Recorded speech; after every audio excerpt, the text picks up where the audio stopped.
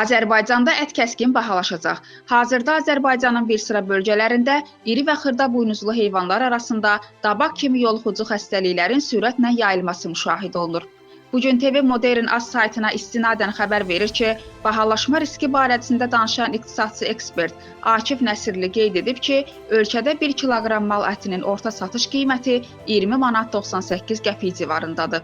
Yoluxma şübhəsi olan və ya artıq xəstələnmiş heyvanların satışdan çıxarılması bazarda ümumi təklifin azalmasına səbəb olur. Əgər xəstəliklə bağlı təchizatda çatışmazlıq baş verərsə, qiymət 25-30 manat aralığına yüksələ bilər.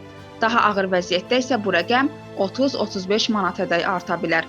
Lakin bu proqnozlar vəziyyətin gedişatına və aidiyyatı strukturların reaksiyasına görə dəyişə bilər. Hüsniyyə Salmanova, Bugün TV.